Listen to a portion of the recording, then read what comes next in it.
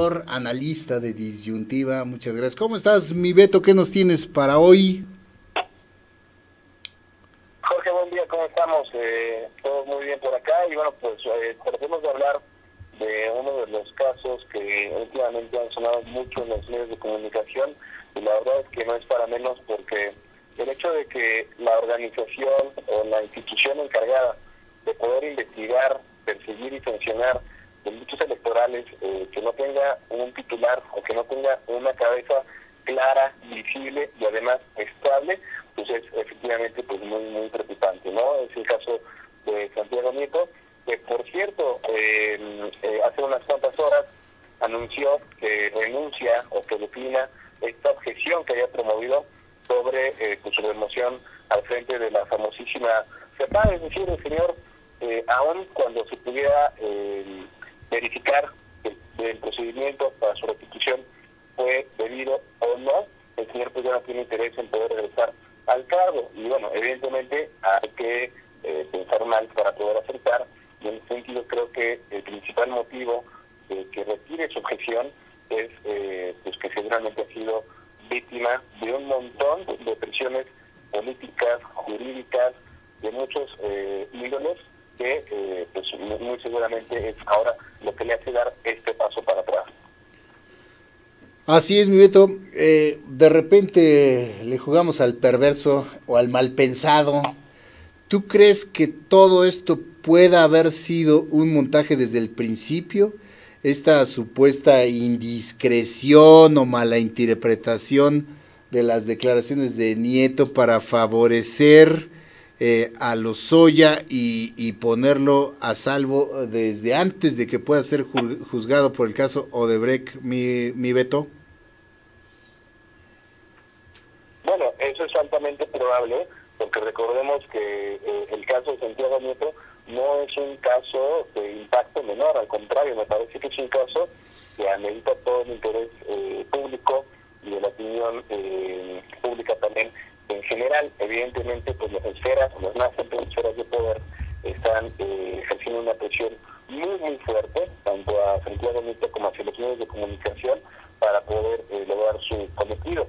En este caso, bueno, pues pareciera que sí, se ha entendido con la suya, ya que ese señor, pues nuevamente decimos, ha decidido que aun cuando el Senado pueda, por así decirlo, vetar su restitución, pues ya no está en interés de poder regresar a su cargo.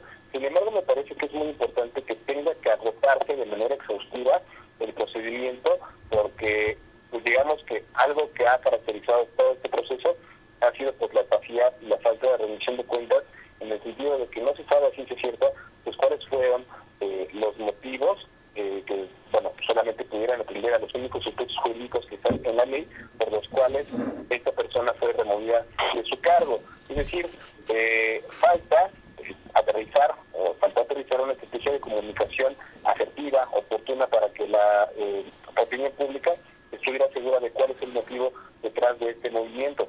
Recordemos que evidentemente pues tenemos ya la vuelta de la esquina de las elecciones de 2018 y no solamente en las instituciones públicas hemos visto cambios importantes al interior de sus estructuras. Me refiero, por ejemplo, que en el caso de la esfera privada, pues Emilio Azcárraga Gallán sale como director ejecutivo del Grupo Televisa y tendrá que venir alguien más. Entonces no es coincidencia que en México no tengamos al momento a un titular de la FEPADE, a un titular del Sistema Nacional Anticorrupción, entre muchos otros cargos que están por ahí volando. Es una barbaridad, mi querido Beto. Y ahora se va a abrir esta rebatinga por designar un nuevo titular de la FEPADE, que dicen tiene que ser una persona con una trayectoria limpia, que genere confianza entre el electorado, entre la sociedad, entre las propias fracciones. Lo veo muy complicado, mi Beto. No se me ocurre a quién de verdad podrían sacarse de la chistera, y todo apunta a que quizás llegaremos al proceso electoral con un encargado de despacho también en la FEPADE, imagínate. Y ante justamente esa escasa claridad que tú mencionas de, bueno, y entonces si no va a ser quién, quién será o quién va a asumir este cargo. Creo que es muy importante poner sobre la mesa la posible oportunidad, en el sentido de que es oportuno o no, poder dotar de autonomía constitucional a la FEPADE, es decir, que ya deje de ser parte del propio Poder Ejecutivo, porque recordemos que pues, es un órgano al interior de la propia Procuraduría General de la República. Entonces, pues estamos hablando de un órgano que tiene que encargarse, como habíamos dicho al inicio, de perseguir y sancionar, y sobre todo inhibir en el plano preventivo la comisión de delitos electorales. Y si sigue siendo un brazo, por así decirlo, punitivo, pero del propio gobierno, entonces pues este juego de ser juez y parte, evidentemente nos va a llevar a que estas mismas prácticas se sigan replicando de una manera u otra al fin del día. Y volviendo al asunto de los malpensados, ¿tú crees que el hecho de que hipotéticamente se haya aceptado que rodara la cabeza de este señor pudiera electoralmente haber algún acuerdo de por medio, es decir, justamente para el reparto de estas posiciones en la Fiscalía Anticorrupción, en la Fiscalía General, en la FEPADE? Hay posiblemente acuerdos bajo la mesa en las que veas posibilidades en estos tiempos electorales, que digo, no sería tampoco descabellado pensarlo, ¿no? No, para nada descabellado, al contrario, yo creo que esta hipótesis la podemos ubicar en el plano realista, es decir, muy seguramente la persona que llegue a ocupar su cargo va a hacer la concreción material, y eso lo dijo literalmente hablando, ¿no? La concreción material de los acuerdos políticos electorales que las grandes cúpulas en nuestro país hayan generado o vayan tejiendo de aquí a las elecciones de 2018. Por eso decía que no es un tema menor.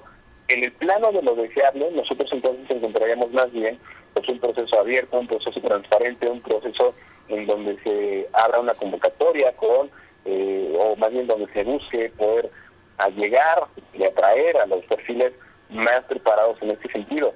Sin embargo, bueno, pues al fin y al cabo sí, el nombramiento es al fin y al cabo una repartición de cuotas partidistas, porque depende del Poder Legislativo su confirmación, pues evidentemente es muy probable que esta persona que llegue no va a responder al perfil idóneo de una persona que tenga la preparación, la capacidad y las licencias éticas y morales suficientes para poder estar al frente de la FEPADE. Por eso hablaba de la pertinencia que pudiera tener pensar en que una de las grandes reformas que se pueden comenzar a impulsar en el 2018, posterior a las elecciones, es justamente dotar de autonomía constitucional a la FEPADE. Ahora, tampoco victimicemos ni martiricemos a Santiago Nieto. El señor ha estado al frente de la FEPADE en algunos de los procesos electorales más turbios, más sucios, y en donde pues la presencia de delitos electorales era abrumadora. Es el caso, por supuesto, de la elección del Estado de México. Aquí, ¿qué es lo que ocurrió? A mi parecer es que simple y sencillamente ya las presiones que ejercían sobre Santiago Nieto eran mucho mayores, mucho más grandes, tomando en cuenta que también ya esto es al final del sexenio, y que pudiera meterlo, pues evidentemente también en aprietos jurídicos de gran calado, a lo cual pues evidentemente es probable que el señor haya hecho, yo ya no puedo más con esto, entonces pues mejor busquemos a alguien que sí le entre, porque yo ya no quiero. Así es, mi Beto, pues va a estar complicado, de verdad. ¿Se te ocurre a ti algún nombre? Dice Gaby González, van a poner a Virgilio Andrade. Imagínate nada más. Bueno, ¿dónde está Virgilio cuando se necesita? Imagínate nada más, pues va a estar, y está de hecho ya de pronóstico reservado este asunto de la FEPADE, que bueno, en el Senado insisten en continuar el proceso para, ya no de impugnación, sino para aclarar el fondo de la destitución de Santiago Nieto, pero en realidad ahora la atención, decíamos desde el principio, pues debe estar enfocada en quién se quedaría a cargo de esa FEPADE y qué va a pasar con el caso Odebrecht, que es en nuestro país el único donde no tenemos ninguna persona en la cárcel o bajo proceso. En todos los países donde esta trama internacional ha alcanzado, ya hasta tenemos a el expresidente de Perú y a su esposa, los dos, en el bote, imagínate, y aquí no más nada, nada más, aquí es el país del no pasa nada, y posiblemente, como dijo don Teofilito, igual y ni pase, porque con esto de la presunta violación al debido proceso ya contra el señor Lozoya, pues igual y queda libre de polvo y paja, mi Beto, ¿cómo ves? Bueno, ojalá que pudiera salir a la luz y que se pueda exhibir todas las faltas que se cometieron en este debido proceso, porque me parece que serían un viso muy claro del autoritarismo que sigue existiendo en esta supremacía del poder ejecutivo sobre el resto de los poderes de la Unión.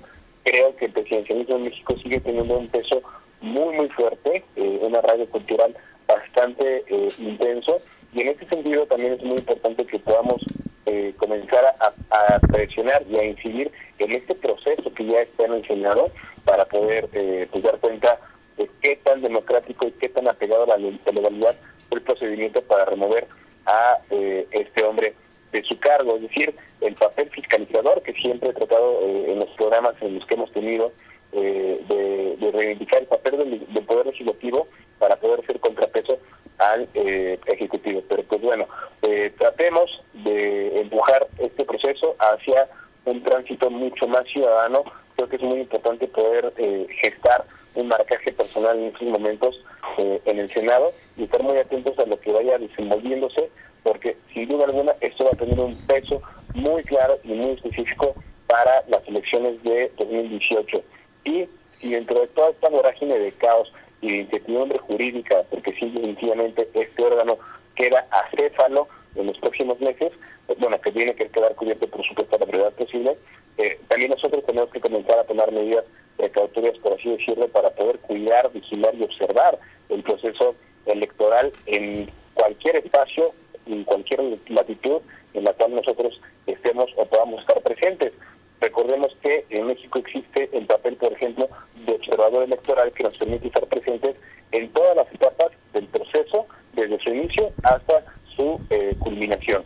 Y eso es más allá del día de la elección, porque bueno, recordemos que todavía vienen el cómputo, el recuento de los votos y otras etapas posteriores sobre las cuales pues hay que tener ese marcaje personal.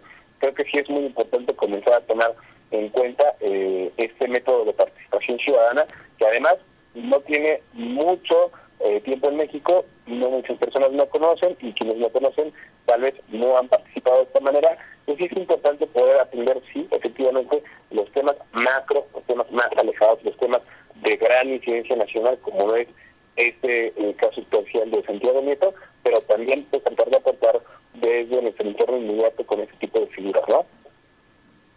Así es, mi Beto, como tú dices, hay que estar pendientes, expectantes y pues siempre leer entre líneas, reflexionar y analizar más allá de lo que a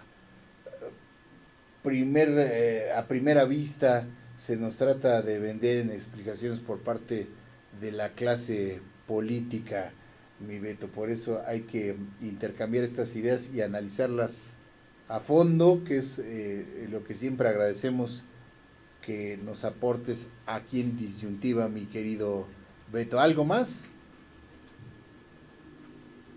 No, me parece que por el día de hoy estamos completos y como siempre un gusto poder participar en este espacio. Les mando un abrazo. Igualmente para ti, mi querido Beto Merlo, que tengas excelente semana y nos escuchamos el próximo lunes.